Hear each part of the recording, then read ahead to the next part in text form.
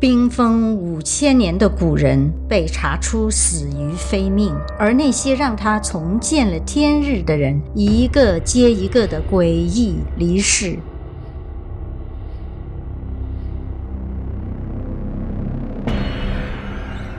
如果一个人的死是意外，那么接连8个人死亡会是什么？这8个人都跟一个人有关，冰人Ötzi，他是世界最著名的虱目乃夷，在高山冰川条件下纯天然形成，来自5300年前。而让他重见天日的工作人员，在随后14年里一个个死亡。第一位死者向导弗里茨，是他亲手把冰人拖出冰层，他对阿尔卑斯山了如指掌，却在一次普通登山中遇难，同行者都没事儿，唯独他被雪崩卷走。这是发现冰人后的第2年。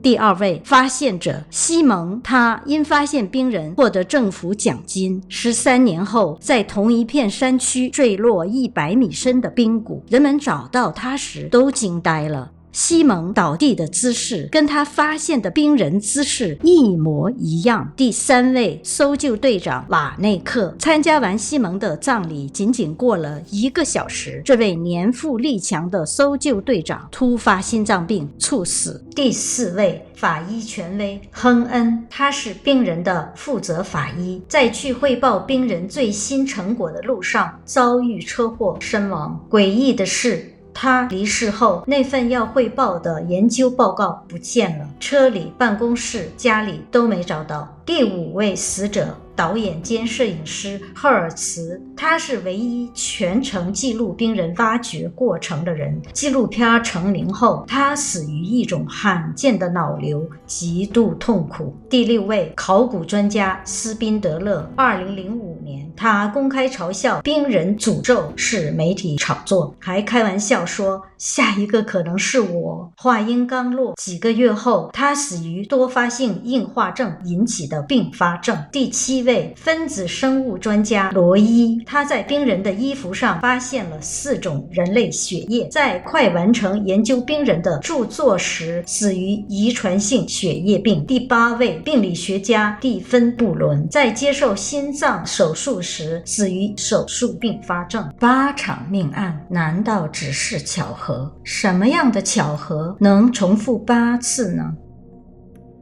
这位冰人叫 Ötzi， 是目前被研究的最彻底的古人，科学家把他当成宝库，但对他来说，这是场冰封了50个世纪的噩梦。他重见天日时，皮肤像陈年皮革，全身有61处刺青，标出他的病灶，也是他对关节炎针灸的痕迹。被杀那天，他带着超时代的装备，一种能燃烧很久的火种蘑菇，还有能镇痛的药用真菌。他不仅是个经验丰富的老猎人，更可能是有权威的酋长或巫师。长期以来，专家断定他死于失温，但法医的发现捅破了这层温馨的推测。结肠分析显示，他死前吃得很好，新鲜的野山羊肉、山蕨菜、蓝莓，还有鹿肉和谷物面包。一个逃命的人不可能有心情坐下来享用美餐，唯一的解释是进餐时他是放松的，没有危险，吃的肉是自己刚猎到的。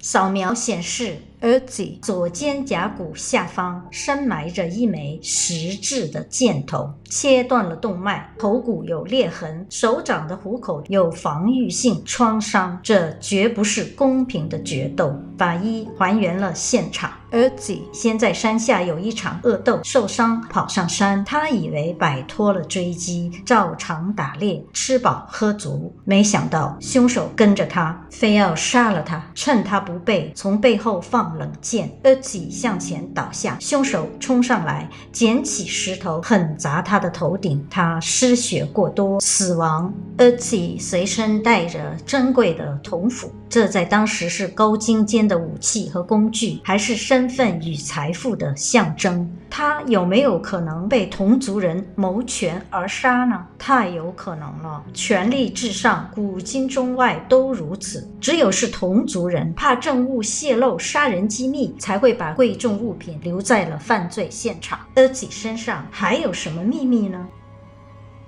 ？1991年9月19日，阿尔卑斯山冰川融化，露出半截人骨。来爬山的德国人西蒙夫妇以为撞见了山难，没想到他们给考古界贡献了最伟大的发现，也亲手开启了那场跨越5000年的死亡接力，最后还殃及到自己。这个被冰封了5300年的男人显然死得很惨烈，他身高约1.6米，体重50公斤，棕色眼睛 O 型血，门牙间有缝隙。他是目前病得最重的施木乃伊，和现代人有一拼。他血管硬化，有关节炎、蛀牙、鞭虫寄生，还有莱姆病，说明早在那时候蜱虫叮咬引发的血液感染就存在了。我们总以为亚健康是文明社会的专利，但这个冰人证明5000年前的人类并不比我们健康。研究完Ötzi，专家们修正了偏见，古人不是我们之前定义的低技术、低智商的野蛮人，而是处于复杂高科技冲突激烈中的社会人。Ötzi的生存包无情粉碎了现代人的优越感，他带着高纯度的铜斧、碎石匕首、紫杉木工、狍子皮剑筒、专门捕鸟捕兔的网，还有火种。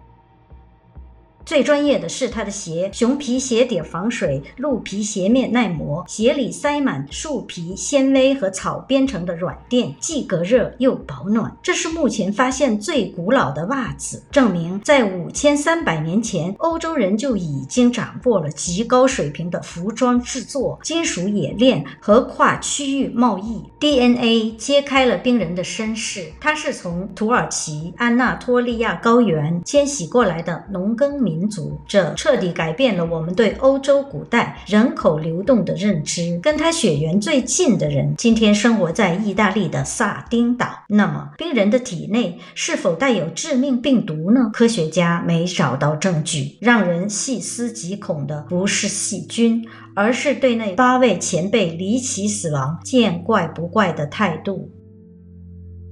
为了安抚这位自带5000年诅咒的古人，意大利政府耗费巨资，专门为他打造了冰川子宫，是个特制的冷冻舱，恒温-6度，湿度98%，模仿它在冰川中的环境。为防止风化，每隔几个月给它喷一层无菌水雾，形成保护冰膜。这不仅仅是科研，更像是现代人对祖先的敬畏。Ötzi不是实验室小白鼠，而是一位有故事、有尊严的先祖。平息诅咒最好的办法是人类对抗命运的同理心。科学家对8人的死亡也给出了最理性的解读。一是概率巧合，参加冰人研究的人员有上千人，在14年的时间跨度里，8人去世属于正常范围，何况这些人的职业本身就自带高风险。